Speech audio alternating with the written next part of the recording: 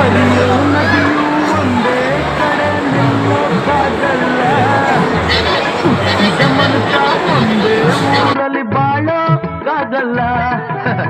ಹರಿಯೋ ನದಿಯು ಒಂದೇ ಕಡೆ ನಿಲ್ಲೋಕ್ಕಾಗಲ್ಲ, ಹುಟ್ಟಿದ ಮನುಷ್ಯ ಒಂದೇ ಊರಲ್ಲಿ ಬಾಳೋಕ್ಕಾಗಲ್ಲ.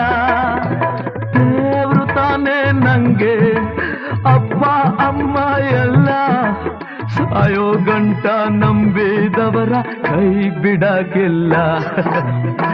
ತುತ್ತು ಅನ್ನ ತಿನ್ನೋಕೆ, ಬೊಗಸೆ ನೀರು ಕುಡಿಯೋಕೆ, ತುಂಡು ಬಟ್ಟೆ ಸಾಕು ನನ್ನ ಮನ ಮುಚ್ಚೋಕೆ.